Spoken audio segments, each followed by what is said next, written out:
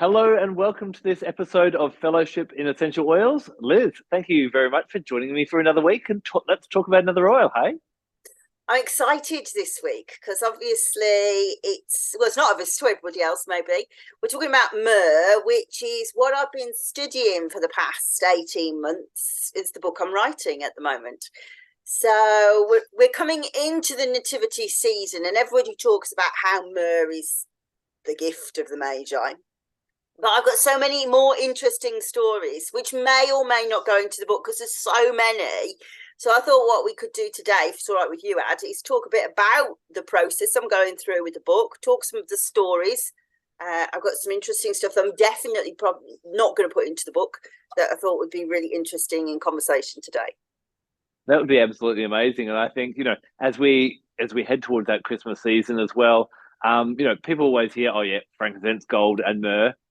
In aromatherapy, frankincense, known as the king of the oils, gets all the attention, and myrrh really is kind of ushered off to the side as, oh yeah, it's just another oil. It's kind of like frankincense. It doesn't really get to shine its own light or stand in its own spotlight. But I think, yes, it definitely deserves its own center stage at some point in time, doesn't it? I think you've hit the nail on the head, and that was one of the reasons why I decided that this was going to be a book that I wrote, because it's funny, really, because it's gone from the sublime to the ridiculous. With the Melissa, there was very little written. With this, there's so much written through time, so many explanations about myrrh, so many sort of analyses about myrrh, but always frankincense and myrrh. It's almost like they're the same word, And Yes. to me, they're so different. And I know, for example, our friend Vanessa Jean, she loves her Frankie. That's what she calls Frankie. So she loves her Frankie. But I think so much is being forgotten about myrrh, because actually, when we go back, myrrh was probably the more important of the incenses. And also, most certainly, it was the most important in terms of it being a medicine. So if you look at the Ebers papyrus, which dates to around about 1500 BC, it's a medical papyrus, and it contains around about 300 medical prescriptions, and a vast percentage of them are, you start with myrrh and honey. You start with myrrh and honey, you start with myrrh and honey, and then other things are put into them. So myrrh at that point was their most important medicine, and also their most important funerary medicine, which we could talk about later on, because that is really interesting in its own right. But also, it was an important perfume. Some of the most famous perfumes of the time had a myrrh based to them, which of course is still important today. It's such a base fixative in perfumes because it adds longevity. So not really frankincense from that point of view, and also a really, really important offering to the gods. Very much so. So strap in, everyone. We've got lots to share with you today, but I thought maybe we should first, before we dive into the stories and the mythology and the historical uses, from a practical level, as an aromatherapist, when would you reach for myrrh? So I always start with a story. Everybody, I would think, who watches this now would know that I am from a long line of aromatherapists now, and I was born an aromatherapist, if you like. So actually, I was born in ballet shoes. I was a ballerina from the tiniest age, and I was a really good one. And I never wanted to be anywhere else but in the studio. And so consequently, I had terrible, terrible feet, and I don't know if you know anything about blocks shoes. Yes, I do. If anybody, they're better now, but they were essentially hard cardboard around your toes to there. So this bit here was consistently bleeding all the time. And so I would have blisters on my feet all the time. And we had a Kenwood Chef mixer in our house, the big, ones. And Mum would make marigold and myrrh hand cream or foot cream in that. We'd have a bowl of that was stayed by the bath with a wooden spoon, and that was just look after your feet, because once I didn't, and dye got into them off my blue suede shoes, and poisoned it. And even now I get chilblains on the same place. It's never really recovered, but the myrrh is the best skin healer. And actually we'll talk, as I say, we'll talk about funerary processes afterwards, but there was a real there's a writing at Dendera where Hathor says, myrrh is my putrefaction. So as the flesh congeals and starts to break down over time in the mummification process, myrrh would take its place and become the apotheosis would take place as myrrh took the place of the putrefaction. This was the belief behind the mummification of the pharaoh. So this idea of when you have rotting flesh, myrrh is the best thing to use. So blisters, ulcers, particularly lots of mouth stuff. Mouth stuff's really important. Oral hygiene. Different slant altogether, but a very good gynecological medicine. So a uterine contractor, hence why we don't use it in pregnancy, hence why we do use it in labour, because it makes the womb contract. Amazing medicine for STI. So we wouldn't, I don't think, normally use it really in aromatherapy from that point of view, but it's obviously a resin, as I'm sure people know originally. Lots of different resins. I will touch on that in a minute. But traditional African medicine is that you burn the resin and you sit over it, and that's how you cleanse the vagina. So you would use that like in proper situations, rape or horrible periods, or after birth, all of that cleansing. So really important from that point of view. So what else? Insect repellent, also incredible decongestant. So if you have got a really stuffy nose, again, actually Mum used it for sinus treatment. She would use it for myrrh, lemon and tea tree. You put it on and it'd go. Ugh.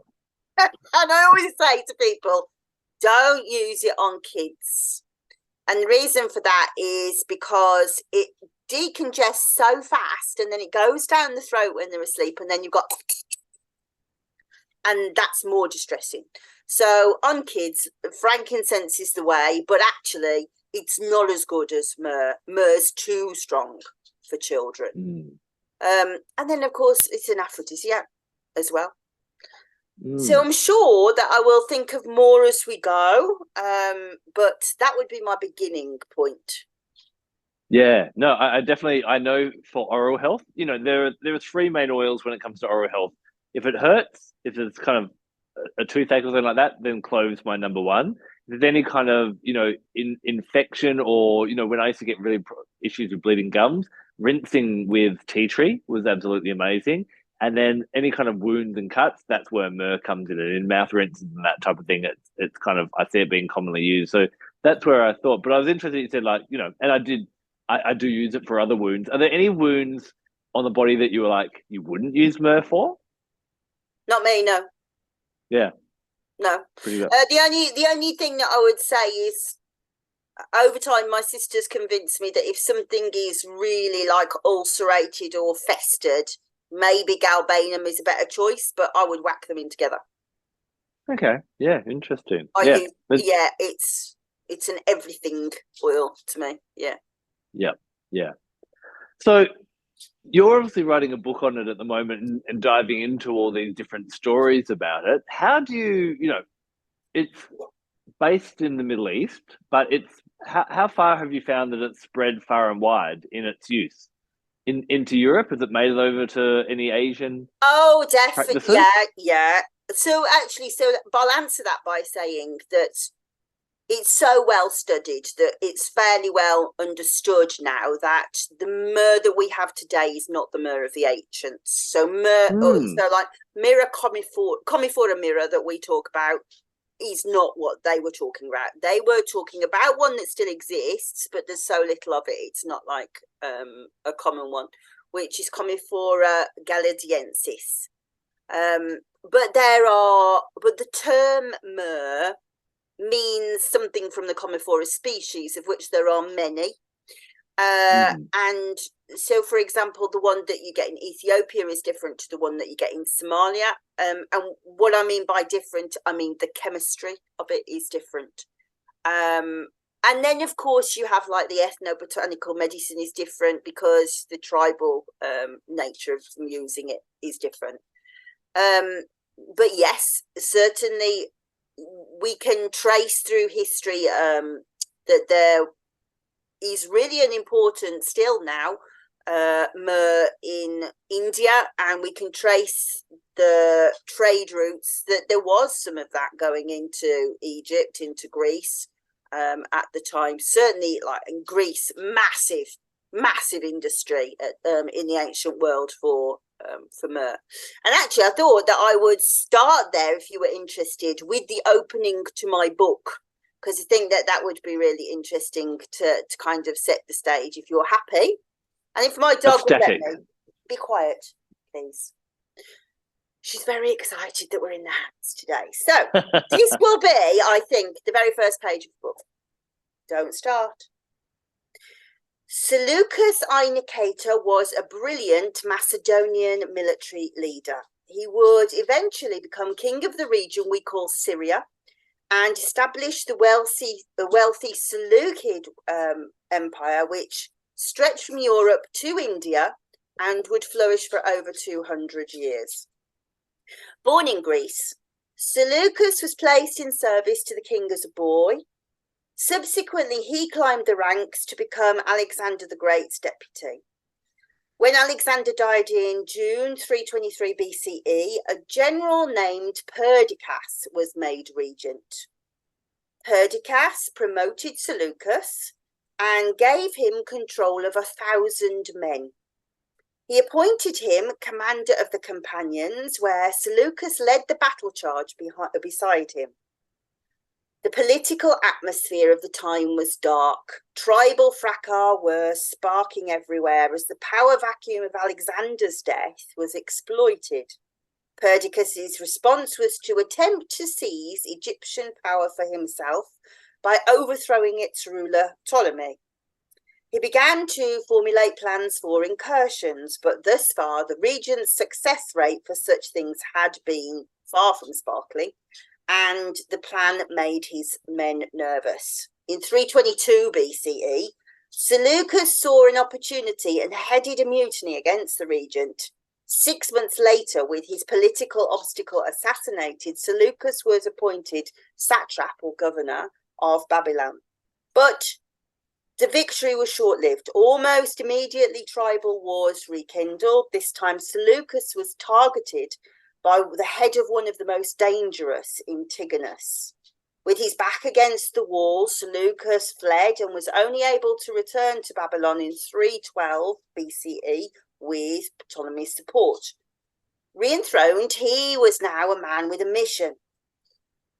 Ruthlessly expanding his dominions, he eventually conquered all Median and Persian lands, now ruling not only Babylonia, but the entire eastern part of Alexander's empire. He looked to secure India. After many wars, he was victorious. A treaty was signed and his army was strengthened through marriage of his son to an Indian princess, which gained him land and a dowry of 500 elephants and riders. The tutelary god of Seleucus' tribe was Apollo. Legend tells that before he left to do battle with the Persians for Alexander, his father told him that actually his biological father had been Apollo. After the god had impregnated her, the god had given his mother an anchor-shaped ring. Now, this was remarkable since Seleucus and his sons all had anchor-shaped birthmarks. All his life then, Seleucus worshipped Apollo. In 288 BCE, a letter was received at Apollo's shrine in Didyma that accompanied offerings of thanks to the god from Seleucus. 3 centuries before a star shone over a Bethlehem stable, Seleucus sent gold, frankincense, and myrrh to Didyma. So that was already a trilogy way before the Nativity. So that's fascinating to me. So that's going back 400 years further than we normally go. But yeah, you can go back. You can go back lots further. Yeah. Yeah. And I guess that kind of ties in with a bit of the origin of the creation of the myrrh tree, because you were saying that, you know, the lineage was from Adonis. Yeah. So allow me to jump in with a bit of a myth that I absolutely love about Princess Myrrha, who, you know, a delightful young princess who fell in love with her father, who happened to be with the king. Now, at one time, all the women of the city were leaving to go and celebrate a different festival. But seeing her opportunity, the Princess Myrrha stayed behind, hiding away in a cupboard. Now, of the dark of night, and this is probably one of the darkest of the myths of the essential oils, and under the dark of night, Myrrha would sneak out of the closet at night and make love to her father, the king. And then, before the light came up in the morning, she would vanish, and night after night, she'd do that. Now, after a week, as the women were about to return, Myrrha, the king, decided, who is this mysterious lover? I need to know who she is. So after having another passionate night with her, he lit a lamp and realized it was his daughter. Now, he was disgusted, he was repulsed, he was absolutely, you know, ashamed of himself, and he banished Myrrha from the kingdom and didn't want to see her again. She ran off to the desert, into the forest, away as far as she could to save her life. But as time went on, she actually realized that from her time with her father, she had actually fallen pregnant. Now, knowing this, she prayed to the gods and said, please, I can't bring a baby into this earth, knowing that, you know, how it was formed, what life it will have, and so on. Please come to my aid. And so what happened is they actually turned her into the myrrh tree, which continues to bring those tears to the surface, which are the tears of Princess Myrrha. Now, sometimes the story stops there, and people are like, oh, well, that's a bit of a dark, twisted story. But interestingly enough, that baby was born, and that baby was Adonis, the most beautiful man in the world. And it's really interesting from such a dark and sordid and sad, miserable story that something quite beautiful came out of that. And then obviously we see traditions going forward as well that go through that lineage of Adonis. Yeah. So there are lots of tellings of that story. So I can go back a bit further and tell you how it's supposed to have begun. Yeah. Because I think it helps us to understand the myrrh even deeper, understand that myth. So first of all, we could say there's so many different ways of sort of eking it out. So the first thing to say is she's not always called Myrrha. Sometimes she's also called Smyrna. Now, Smyrna was a city that was well known on the end of the Turkish coast because it was one of the first ports that that the Silk Route trade ships hit, and the myrrh would come into there and be traded from there. So its main export was myrrh. So the fact that it was called Smyrna and she was called Smyrna is interesting. So we really know that it is to do with myrrh. So we talk about the princess Myrrha, that she fell in love, but Ovid says, no, actually, the poor girl was cursed. And the reason why she was cursed was because Centraeus, her mother, had been gloating somewhat and like shouting her mouth off when she was a bit stupid, to be honest. And Aphrodite overheard her saying, my daughter's happy, more beautiful than Aphrodite. And Aphrodite went, is she now? Right. And she put a curse on her.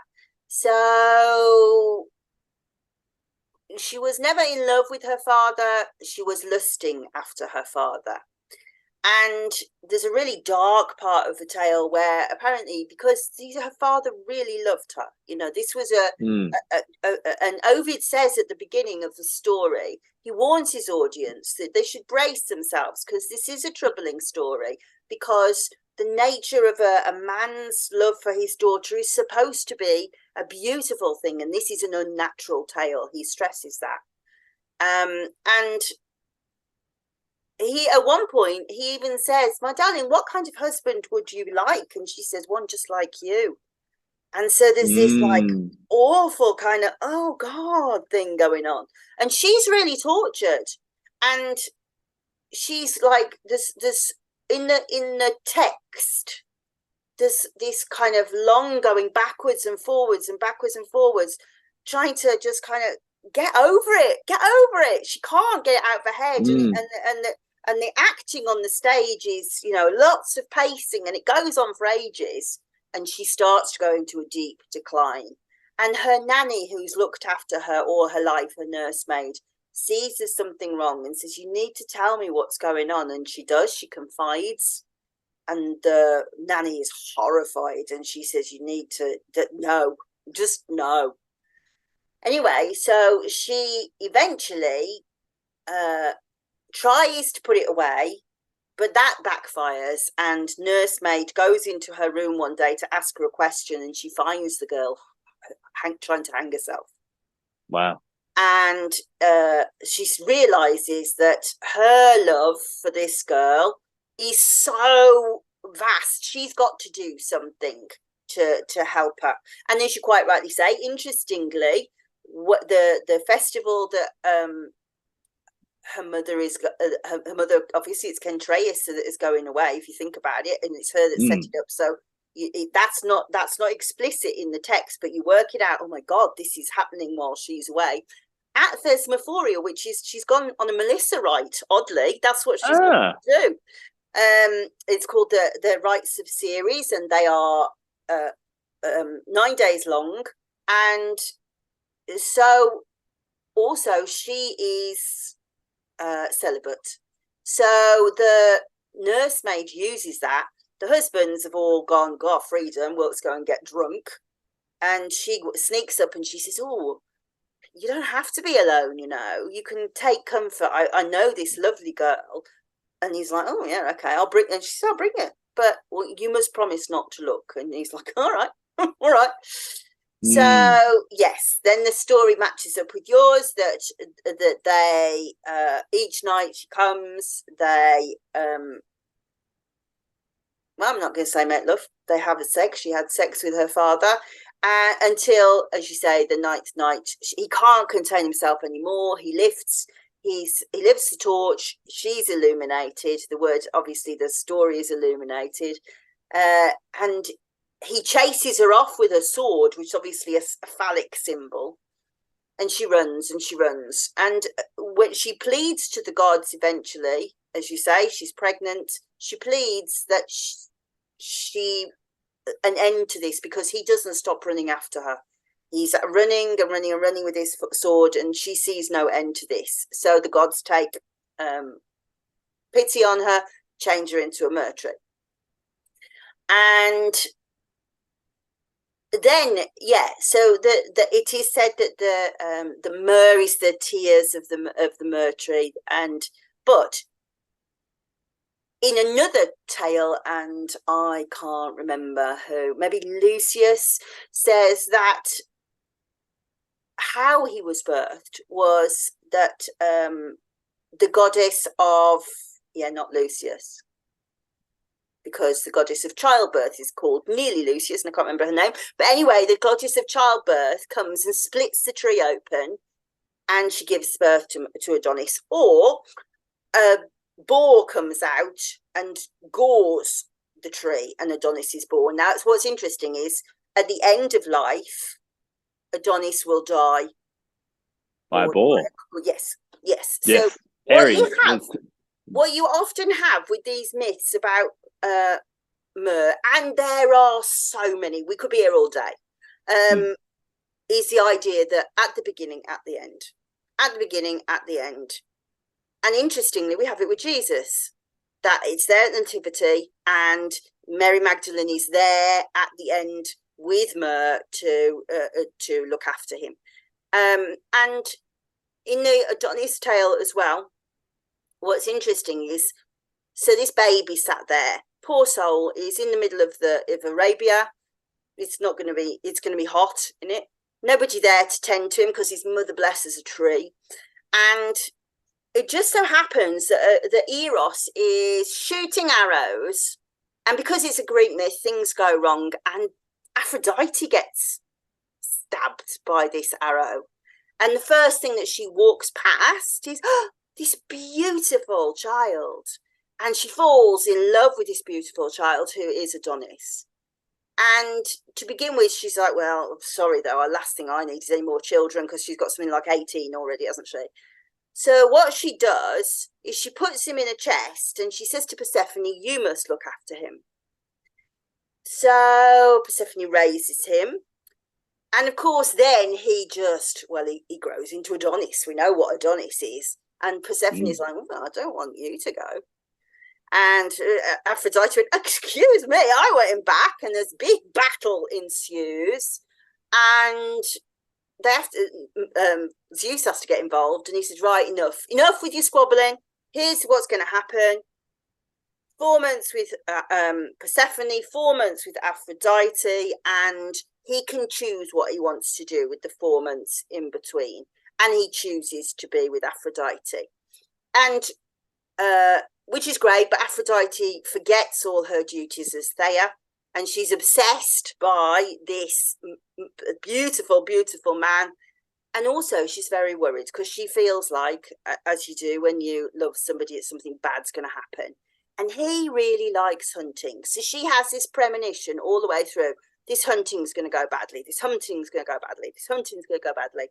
He insists on going, and either this boar gets him or Artemis attacks him because he killed Hippolytus or something.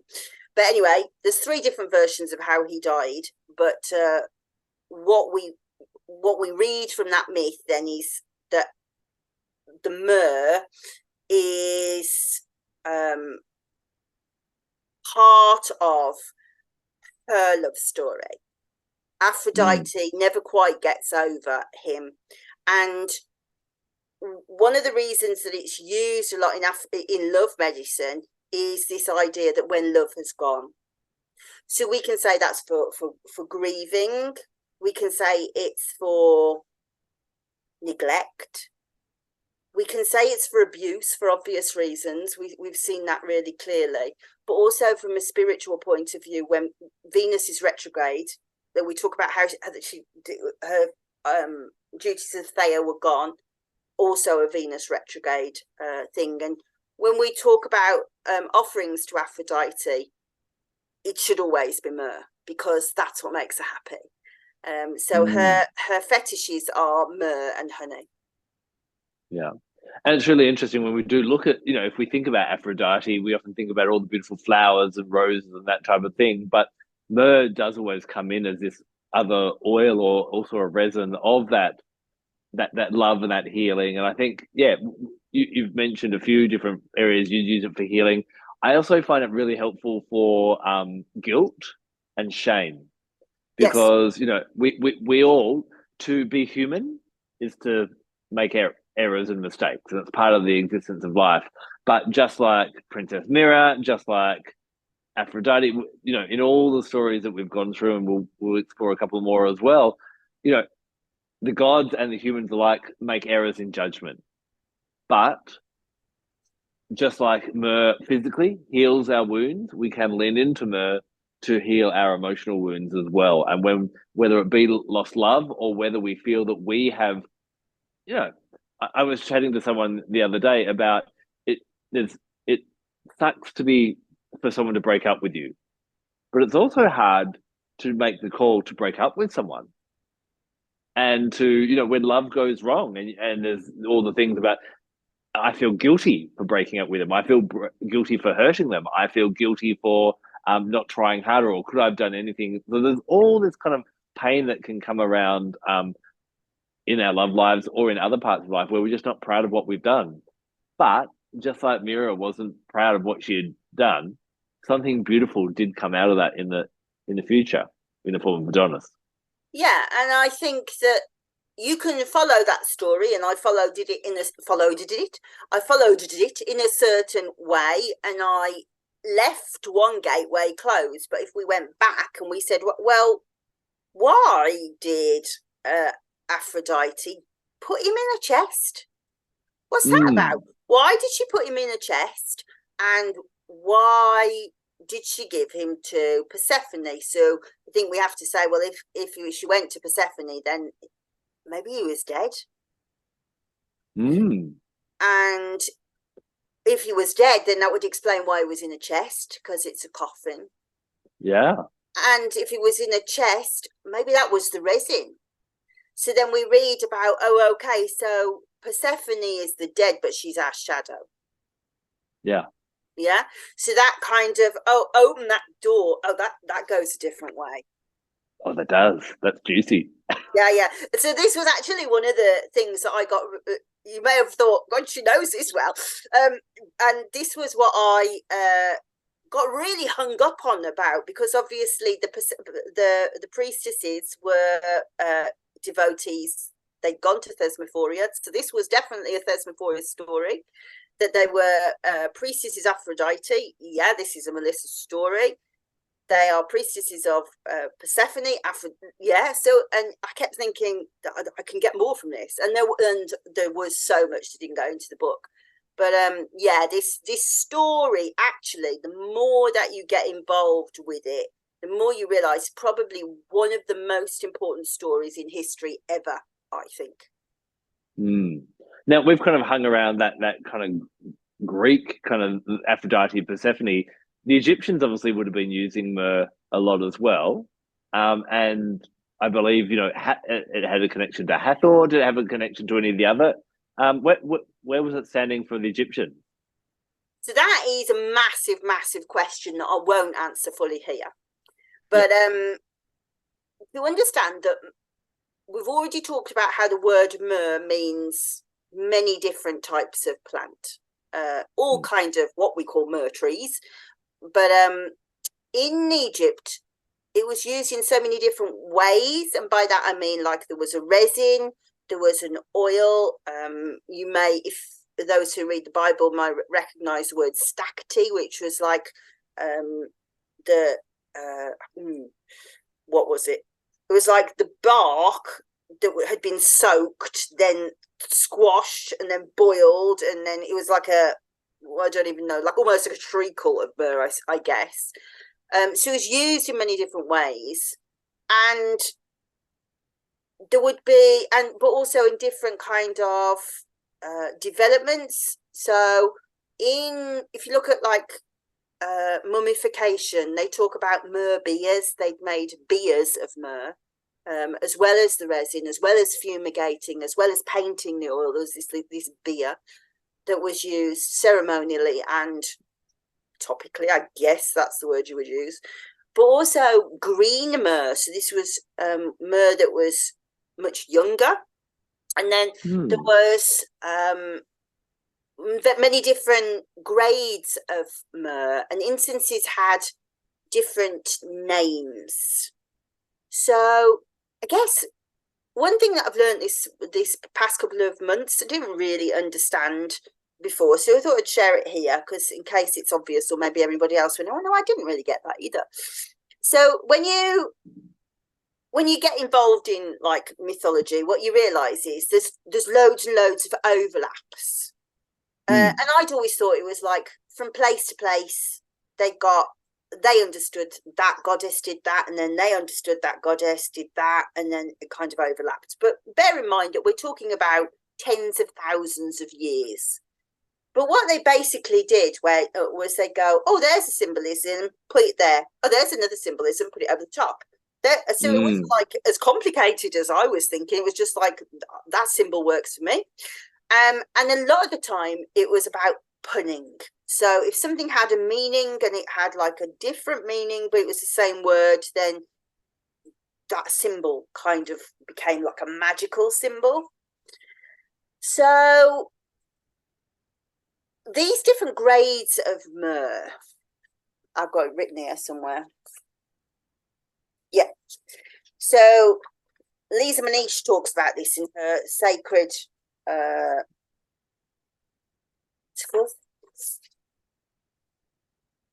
sacred luxuries. She says, okay, so some texts identify deities with specific scents or types of incense. Secret recipes for incense are carved onto the walls of the temple of Horus at Edfu. Explain that the finest myrrh springs from the eye of Re, while other grades of myrrh come from the eyes of Thoth and Osiris and the back of Horus, the divine limbs, the spittle and the bone of the gods. So it's loads of different things. Now, yeah, definitely Hathor, because why? Because when somebody died and they went through the awful night where they travelled through the Amduat and they went through all of the different tests of needing to know the names of the gods, and they came up against the crocodiles and the serpents, and their heart was weighed against a feather. It was seen as they were going through the night on a bark, and that's like a ship. And they went through the night on the bark, and she accompanied the bark. So she's the psychopomp. She's the escort that helps them to face all the different things that are happening. So what's really interesting is already you've got two layers there. You've got this idea that she is accompanying the bark. She says that myrrh is my putrefaction. So she is also part of this idea of protecting the physical body while it's putrefying. And that's really important because they believed that as the body putrefied, that the god Set would come and lick the body. And he was seen as being like a dog, being attracted by the smells of putrefaction and decay.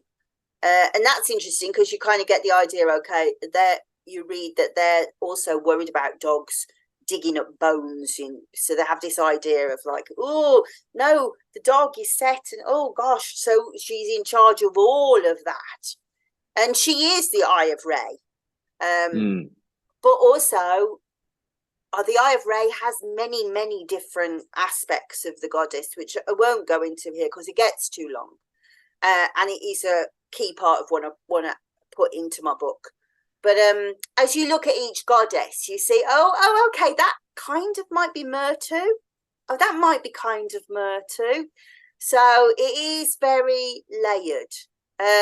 But importantly, it was also associated with Isis and Nephthys. So Nephthys is a less recognised name.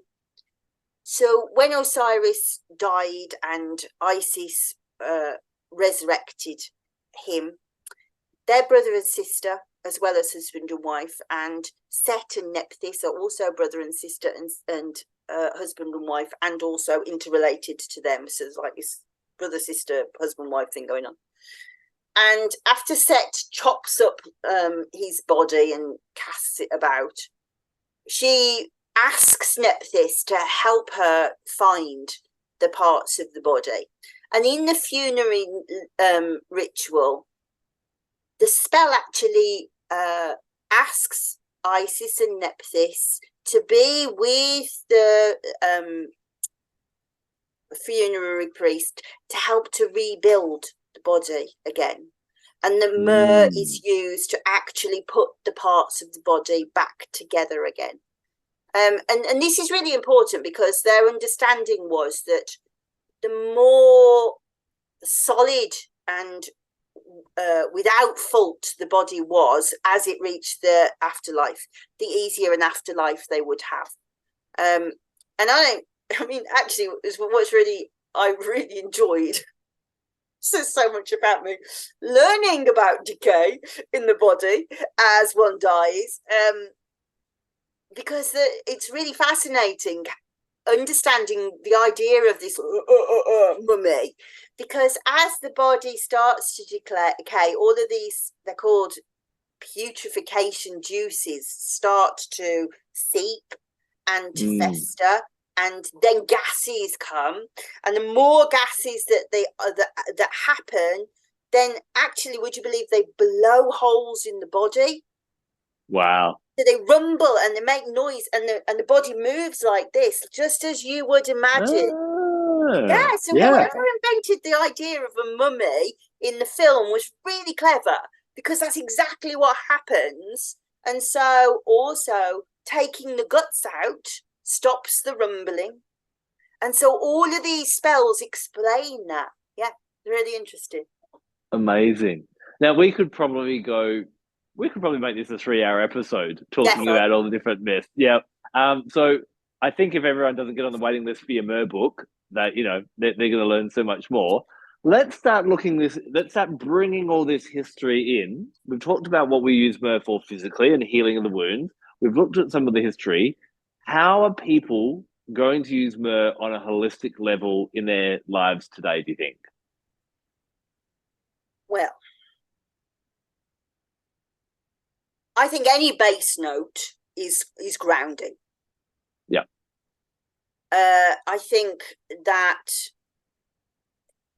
I just think, from a first aid point of view, any cuts, bruises, abrasions, it's brilliant. And don't forget, we're not just talking about it heals the skin, but it also is really antimicrobial. So it's really antiseptic. Science has revealed that it's an incredibly powerful painkiller.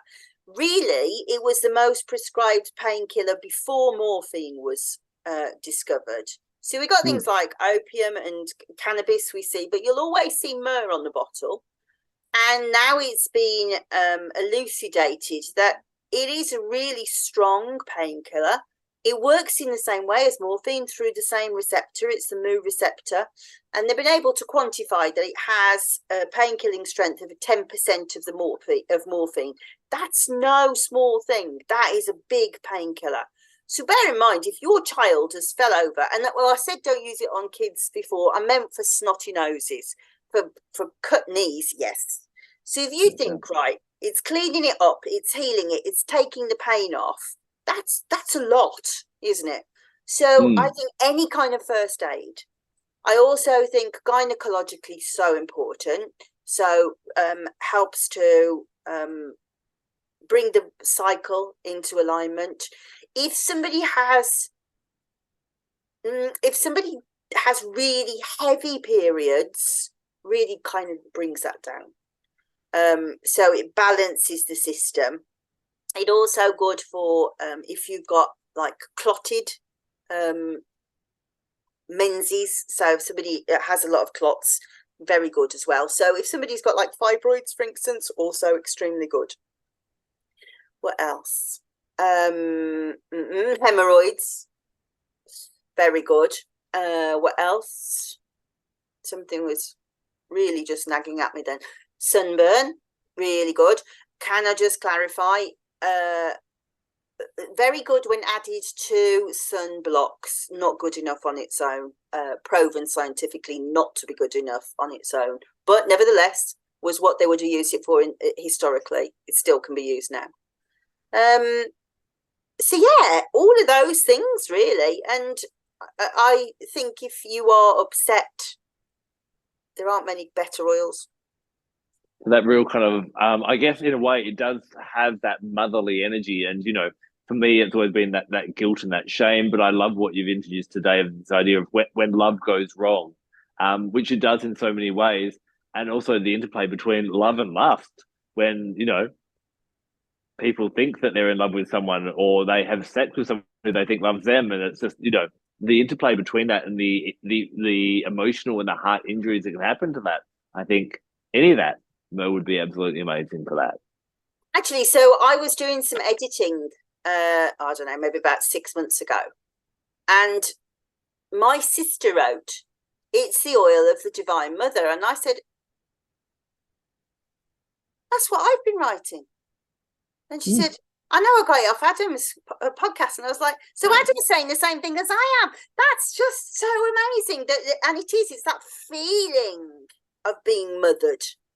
Yes, very much so. Yeah, very different to the queenly flowers of rose or jasmine or blue lotus or neroli or something like that, which is more that expression. It's that more comforting one. And I'm going to take us on a bit of a different direction now because sometimes people ask me, well, you've written this book about all the different spiritual and holistic aspects of the oils. How did you come up with it? Did you just make it up or did you just imagine it? And I kind of explain it's a combination of different things. I look at the myths and the stories. I look at the botany of the actual plants and what we learn from the plants. I look at other people's experiences. I look at the physical healing of it. And I also look at my own visions and things that come to me. And it's so interesting how often, like you said, what I start saying, other people are already saying it once I find it later. But I had this really profound experience of myrrh once.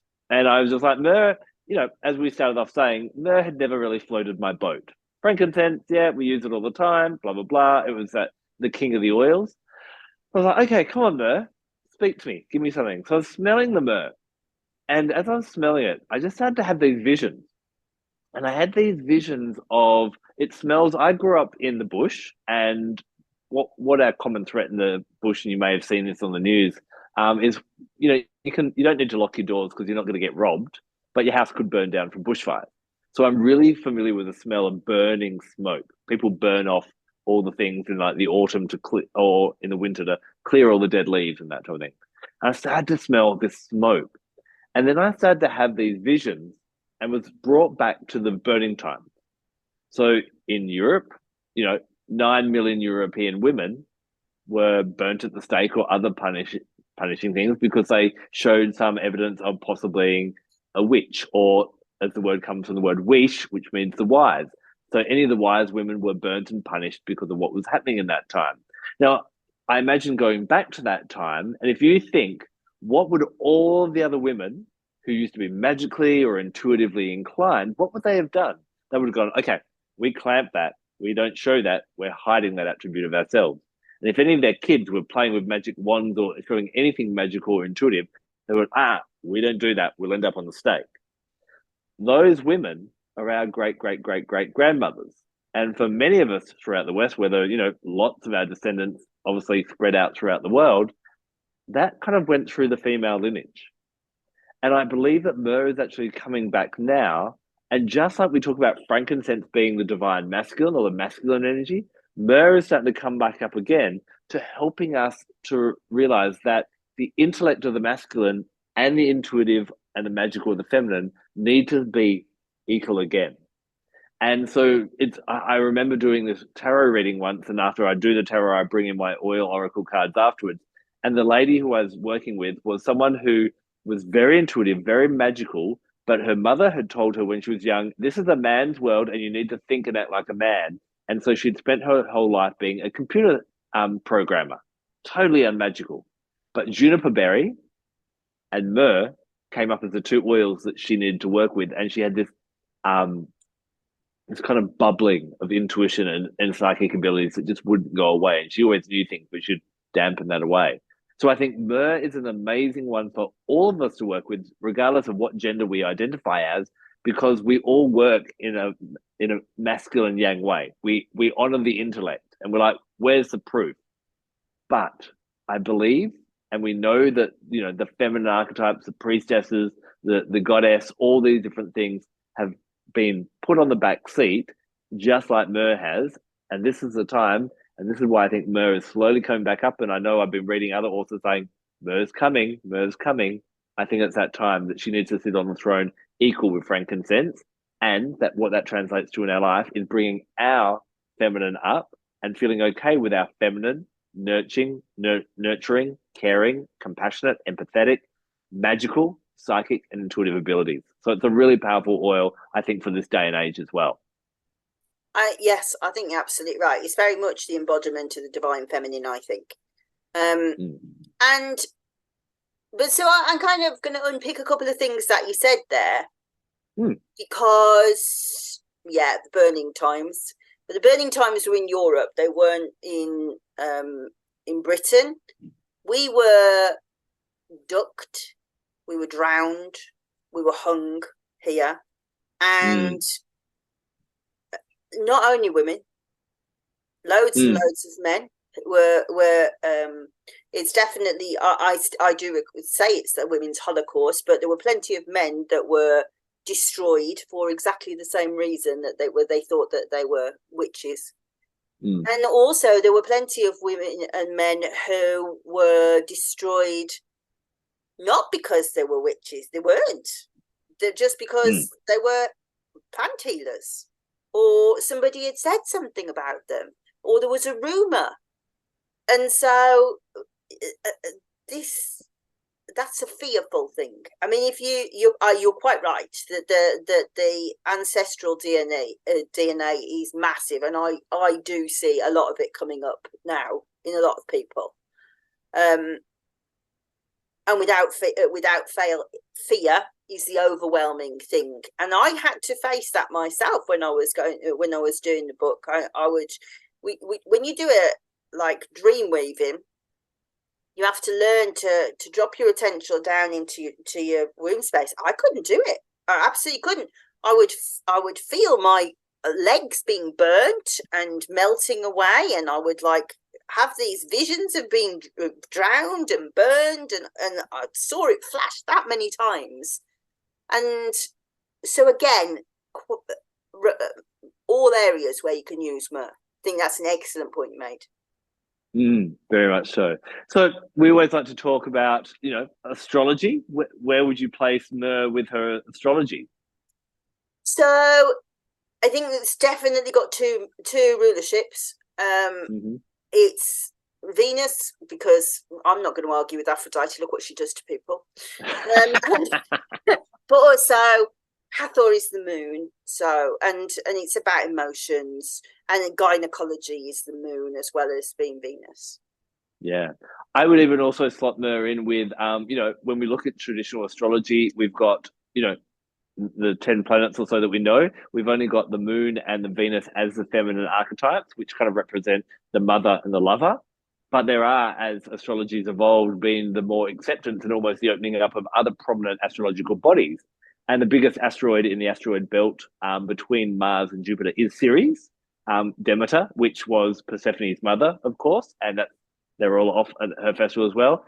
And she seems to govern our nurturing style in our astrology. And when she goes into retrograde, we often all feel unnurtured. And I feel that beautiful energy that Myrrh has to nurture our wounds, whether they be the physical or the emotional, that you could bring in Ceres energy in there as well. So, if people haven't searched their Ceres sign, you can kind of a simple Google search will bring up little tests where you pop your details in. And it's really interesting. It almost ties in with, we hear about them talking about the five love languages and how what we need to be nurtured and to feel loved. And I feel Myrrh and Ceres could be tied in really well in that work as well. That's clever. Also, uh, an asteroid, I think, but I'm going to ask you to verify I've got that right. But I think that Hygeia, Yep. Goddess of preventative medicine. Yeah, very much. She's another one in that asteroid belt. A lot of people don't realize that we've got, obviously Earth is where it is, and we've got Venus on one side, Mars on the other, and Mercury and the Sun one way. Then we go Mars, and then we've got the asteroid belt, which the asteroids aren't large, but they're close. So when you compare it, when we're considering things like Pluto and Neptune that are millions of light, far, far, far away, these asteroids are going to have actually a bit of a pull. And to go off, I'm going to go off on a little rant and a tangent for a second. Another prominent asteroid is asteroid number 16, Psyche. And I'm sure we won't go through her myth, but are you familiar with her long myth? Oh my goodness, just while we're here then, just wave at Laurie, who watches every week. Hi, Laurie. Hi, Laurie. She spends her life studying Eros and Psyche myth. She'll be so excited that you're going to say this now. Go on. Well, this is slightly distressing to me because I just taught a lesson on the asteroid of Psyche, and Psyche represents our soul. and what we need in a soulmate and what our soul quest is in a nutshell. Interestingly enough, I started reading, and they believe that she used to be a bit of a protoplanet, and she's been hammered so much in the early formation of the universe that she now has this just her core is showing, so her surface is all gone. So we actually see in this asteroid who it really is, and it's nickel and iron mainly, and they believe it's similar to the core of Earth. Now, this week, as we're recording, actually tomorrow, as we're recording this kind of thing, they're actually sending NASA and SpaceX are sending a spacecraft to go land on Psyche, because they believe that the metals on there are worth something like $400 quadrillion, and the idea of mining an asteroid. No, a new So rape. we're meant to be Never talking even about thought oil, of. but that worries me when we start raping, and we know what we've done to this Earth, and now we're going to start doing it to our solar system. So I've got a little bit of a about that. I I've have seen as well. That's awful. things they want to do to the moon, and yeah, so that's a little bit of a worry. But how do we get onto Psyche? But yes, asteroids. Yeah, I think if you are interested in astrology whatsoever, looking at the asteroids, especially Ceres, Pallas Athena, Vesta, and Juno, and Psyche and Hygeia, are really interesting ones to look at where they lay in your astrology, and then bringing in the oils to heal with them can be really interesting as well. In a nutshell, if people are really interested, really, really quickly, Ceres, I love myrrh and I love tea tree.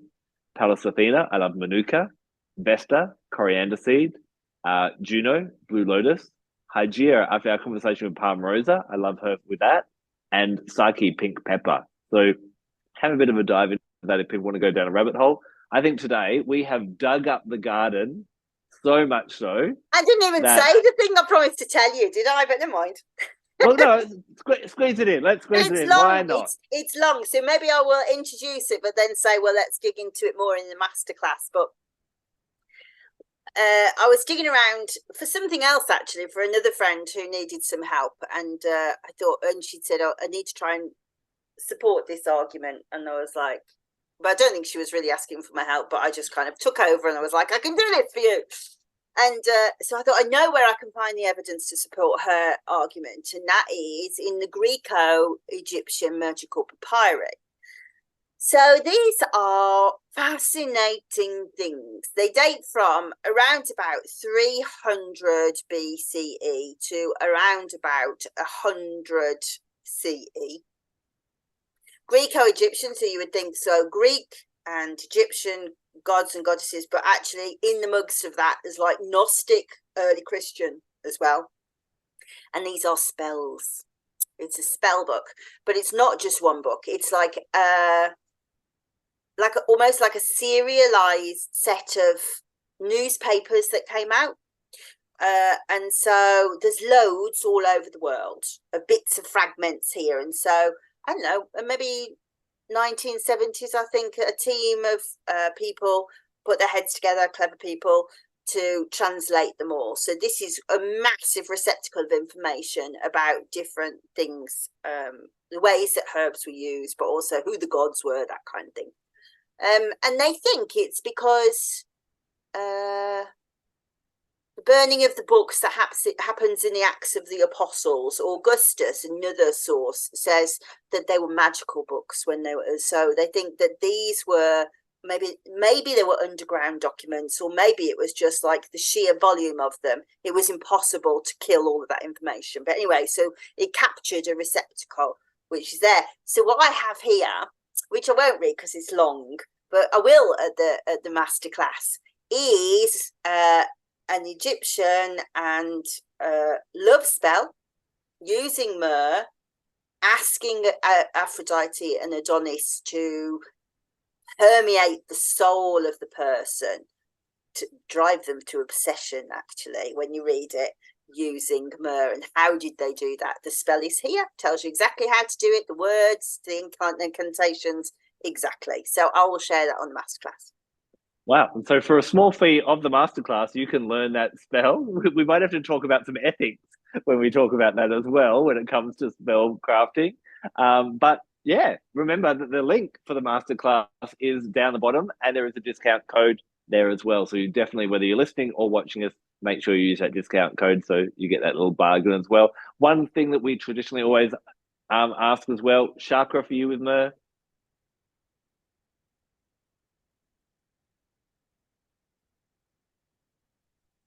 And I think base chakra, yes. Sacral chakra, yes. Solar plexus, not so much. Yeah. Heart, definitely, yes. Throat, no. No. No, I don't think so. Yes. Third Third eye, eye? crown, also almost certainly. Yeah. It would always be interesting doing something like anointing along the whole spine whenever you're doing some chakra work to kind of act as a bit of a bridge and a healer and that kind of thing. I would agree. Yeah, the ones you were listing, I would say as Yeah, well. And even down to the earth star and the incarnator chakras, those real ones that go deep into the earth and connect you to the earth now and backwards and forwards in time. yeah, and I can't remember what it's called now, but there's one further out from the heart chakra, isn't it? Chakra 13's out here. What the hell's the name of that? That's gone out of my head. Anyway, that one. And I mean, we've come really full circle, really, because we never even went down the route of talking about how it was the holy anointing oil in the Bible, but it was a big part of that. So yeah, right from through history, it's always been an anointment to connect with the divine. So I really hope after this conversation that we've had that we've inspired people to kind of, whether it be because you're excited about Christmas or because you love aromatherapy or whatever it is, I think myrrh has to journey with myrrh is to step into a dark cave where the treasure is hidden within. And I would really encourage people to maybe get their myrrh out and play with it a little bit, on the physical body, but also see we've unpacked a lot in this time, and I think there's other potentials out there that the collective will discover by all working with myrrh a lot more than they do these days. Would you agree? I would, and I just thought I've picked out another piece that I just thought I would share. It says, Of course. so everybody has always got their explanation of, well, what did it mean? What did these gold frankincense mean?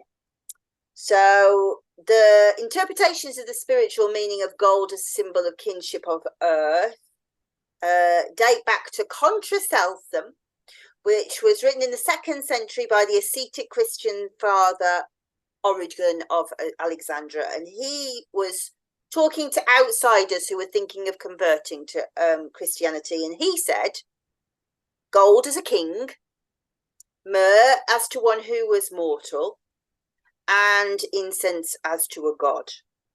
However, Bernard of Clairvaux, who was a French abbot who would eventually become sainted, had sainted, had a lovely explanation which never caught on, but it really amused me. He said his was much more practical. He said they gave Mary the gold to relieve her poverty, incensed against the stench of the stable, and myrrh was to put away the vermin. But that never caught on. So I think there's so many different interpretations. So just for my peace of mind, can you just quickly recount what the oils are we're doing on the masterclass so that people know what they're booking on to for me? Definitely. We've kind of themed this one a little bit because as we head towards the holiday season, we're looking at the holiday season. The Northern Hemisphere is going into winter. So we're going to talk about immunity and we're going to talk about the winter/summer solstice as well. So the 5 oils we'll be diving into will be the Queen of the Oils in rose. There will be also the divine feminine oil, myrrh. But then we've got cardamom, oregano, and thyme, which we'll be exploring in next episode before the masterclass is actually happening. So those 5 are going in. One other final thing I just popped in is I feel like myrrh is like that grandmother that won't stop talking, and you're like, yeah, Nana, I need to go. But go on, yeah. Each angel or each zodiac sign has a governing angel. The governing angel of Cancerians is Muriel, and that name is said to possibly come from myrrh. And so myrrh also has a connection to the Cancerian angel, which of course is ruled by the moon and The connections keep going and going. I Some never things, knew but that. And I'm a Cancerian, so that's my guardian angel. I never knew that. Thank you, Adam. there you go, Muriel. And if you're an Australian, there's a famous Australian movie called Muriel's Wedding. So we Oh, I kind of, know that one. yeah, Yeah. we all know that. She's not quite angelic, but they share the same name. So thank you very much, everyone, for joining us on a big journey with Myrrh. We hope that between us, we've definitely ignited a bit more of a passion and, sparked your interest in an oil that does seem to sit in the shadows, but maybe there's a reason she's sitting there because she's got so many secrets to share with you. We will see you for next episode of Fellowship in Essential Oils. Until then, goodbye. Goodbye.